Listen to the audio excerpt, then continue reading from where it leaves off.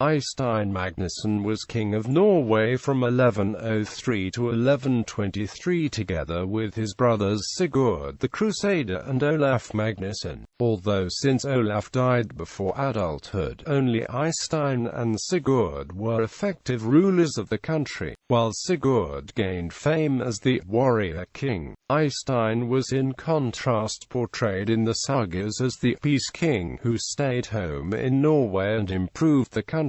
As Eystein never engaged in warfare, considerably less information is written and known about him than about his brother Sigurd. Despite his 20-year-long reign, just a few years short of Sigurd, Eystein nonetheless gained the affection of his people and was highly regarded by the saga writers for his deeds. Eystein and Sigurd's reign became the longest joint rule in Norwegian history, although the later saga literature narrates stereotypical accounts about the two kings. Eystein is known to have improved the infrastructure and raised buildings and churches, particularly across the coast in western Norway and Trøndelag, from Bergen to the fishing centre of Lofoten in the north. Eystein's activities were especially centered in Bergen, which became an important international trade hub for fish at the time. Helped by his construction projects, his activities in Bergen included moving the royal seat to a more central location in the city and building a new royal palace, as well as constructing churches and the Munkeliv Abbey. Eystein died of illness in August 1123, and his brother Sigurd thereby became the sole Norwegian king. Background: Eystein was born in 1088–1089 as the first son of the future King Magnus Barefoot, born to an otherwise unknown mother who was only recorded to have been of low birth. Upon the death of his father in 1103 during one of his campaigns in Ireland, Eystein became king together with his two brothers Olaf and Sigurd, all of whom had different mothers. Sigurd was about a year younger than Eystein, while Olaf was more than 10 years younger than him. Sigurd was the only son who had accompanied the father Magnus on his campaign in the west, but he returned to Norway after Magnus's death. Many accounts concerning Eystein in later sagas are characterized by literary motifs, and have little value as sources on his life. Snorri Sturluson, the Icelandic author of the early 13th century Heimskringla, mastered this literary style particularly well. Stylistically and psychologically, his stories includes a so-called manchevning between Eystein and Sigurd, in which the two boast about their skills and deeds in an attempt to outdo each other. In a similar fashion, Snorri also tells a story about how Eystein managed to cure the melancholy of a friend by agreeing to regularly clear time to talk with him about what troubled him. On his physical appearance, Snorri wrote that Eystein was the handsomest man that could be seen. He had blue open eyes, his hair yellow and curling, his stature not tall, but of the middle size. More reliable information, particularly about Eystein's building projects, is offered in earlier sagas such as the work of Theodoric the Monk, a Norwegian chronicler who wrote in the late 12th century. Reign: the co-rule between Eystein, Sigurd and Olaf entailed a shared kingship, and the kingdom itself was not divided into fixed borders. During the early years of the reign, Eystein is nonetheless said to have stayed mostly in western Norway and Trøndelag, while Sigurd was in Viken. In practice, only Eystein and Sigurd ever ruled as kings, as Olaf was considerably younger and died when he was only 17 years old, and virtually nothing is known about him beyond his name. One of the earliest acts by the kings was passing a retobot, a special law ordained by the king, which among other things abolished various royal taxes that originated from the Danish rule of Svein Knutsson and Eyjolf Gifu in the early 1030s. The kings became very popular because of this.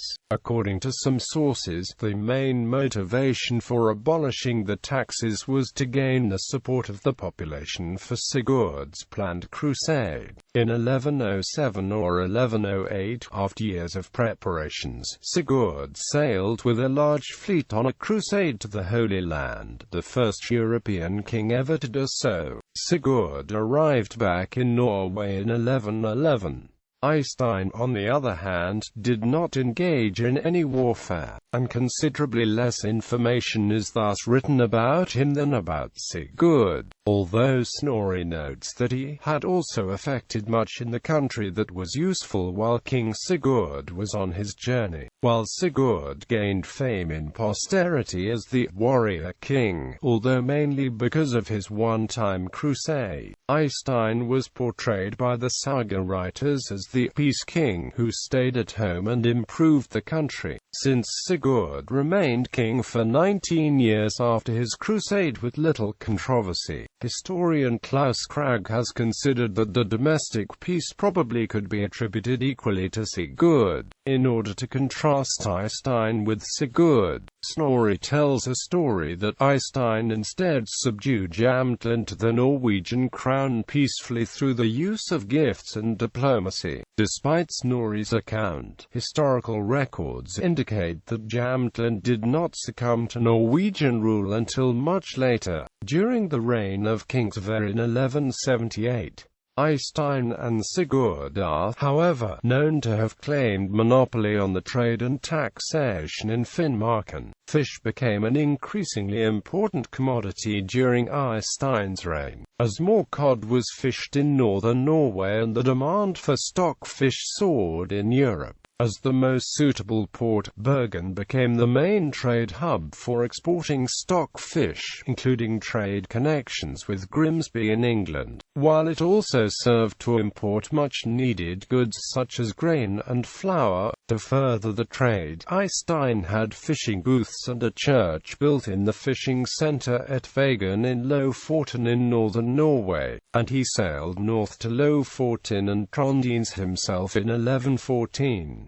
He also secured the route along the coast by constructing a port in Agdens on the mouth of the Trondheims fjord, as well as smaller beacons along the coast. Eystein's port construction in Agdens was compared by Theodoric the Monk to that of Augustus Caesar at Brundisium, an association readily reflected by Theodoric's use of the Latinized name form Augustinus for Eystein. The existence of a now-lost port in Agdens dated to around Eystein's reign has been supported by recent archaeological surveys in the area. Snorri also says that Eystein had several large dry docks built in Nidaros, and that he had a large ship built which in size and shape resembled the great ship Ormen Lange once built by King Olaf Tryggvason. Eystein also improved the shelters in the mountain passes, notably at Hugin and Dovre, to more comfortable houses with permanent supervision. In Snorri's Manchevning between Eystein and Sigurd, Eystein allegedly maintains that his own building projects in Norway were more useful for the country than killing blue men for the devil in Sørkland. Eystein was particularly active in Bergen, and his role in the development of the city was probably more important than that of King Olaf here, the founder of the city according to the sagas. He moved the royal seat in the city from Ulrikstad to Holmen on the eastern shore of Vågen in the city core, thereby rationalizing the bureaucracy. At Holmen, he built a church of the apostles and a street, Nicholas Church, as well as a royal palace which, according to Snorri Sturluson, was the most imposing wooden building ever raised in Norway. He also built a street, Michael's Church, and founded the Benedictine Abbey Munkeliv Abbey at Nordnes, and the tithe to the church was introduced during the reign of Eystein and Sigurd. Eystein died on the 29th of August 1123, not long after he was seized with an illness during a feast at Harstad in Frarena, Morogromsdal. Snorri tells that his body thereafter was taken to Nidaros and buried in the Nidaros Cathedral. According to Snorri, it was generally said that so many mourners never stood over any man's grave in Norway as over King Eystein's, at least since the death of Magnus the Good. The reign of Eystein and Sigurd was the longest joint rule in Norwegian history. Sigurd ruled alone after Eystein's death, until Sigurd's own death in 1130. Family. Eystein married Ingebjorg Guttormsdatter from a prominent noble family of Gudbrandsdalen. The marriage was part of Eystein's strategy of building alliances in eastern Norway. They had a daughter, Maria, who became the mother of the future royal pretender Olaf Ugjarava by her marriage to the Lendman Gudbrandskafhogson. Olaf was named king in 1165, during the Norwegian Civil War era, but was subsequently defeated by Magnus Erlingsson and forced to flee the country. Legacy. Opinions on Eystein have been strongly favorable. Theodoric the monk wrote about Eystein that he was a paragon of honesty who governed himself no less than his subjects with moderation and wisdom. He was a king who loved peace, an assiduous manager of public affairs,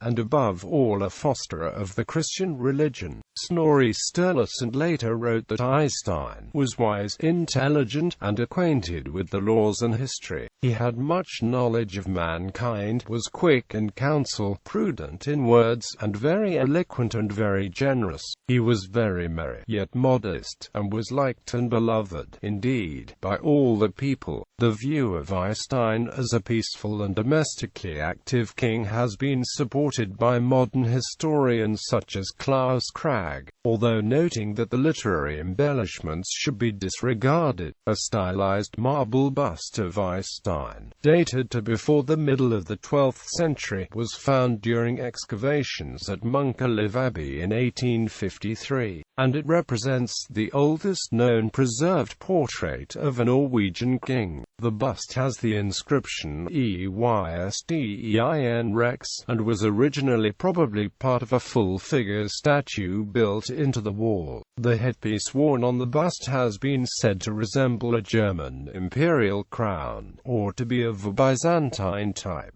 According to Snorri Sturluson, Eystein had somewhat large eyes, which seems to correspond with the bust, since Snorri may have seen the bust in Bergen himself. It is unclear if his account represents an independent source on Eystein's physical appearance. Today, the bust is located in the collections of Bergen Museum. To commemorate his status as founder of the fishing town Vegen, a huge statue of Eystein by Arthur Gustavsson was raised at Breidablikk in Vegen in 1935, after an idea of architect Harald Sund. At Hugin in Dovre, a church dedicated to Eystein was constructed in 1969 according to a design by Magnus Poulsen, in commemoration of Eystein's construction of a a shelter near the village. Bibliography. Primary sources: Sturluson, Snorri. Saga of Sigurd the Crusader and his brothers Eystein and Olaf. English translation: Samuel Lame. Theodoric the monk. The Ancient History of the Norwegian Kings. English translation: David and Ian McDougall. Retterbot fra Kongen Sigurd.Eystein og Olaf Magnusson. Summary in Norwegian. Regester Norvegica. Modern Literature. Bertelsen, Reidar. The Vaga. Den Forste by Nord. Nordland Falkskommune. Guns, Erik. Rikssamling og Kristning 800-1177. Norges Historie 2. Kapellen. Hartvit, Gunnar Hagen. Bergen mellom Smilogtera. Lokalhistorisk handbok og fredningsoversikt. Dragon Forlag. Krag, Klaus. Vikingtid og Rikssamling 800-1130. Aschehoug's Norges History 800-1130. 2. Aschehoug, Lide Acute 10. Hans Emil. Bergen. Norges Kirke. 1. Landogkirk. Lund, John Vegard. Kulturhistorisk Vandebok. Pilgrim gennem Dovre. Committee for Pilgrimsholden gennem Dovre.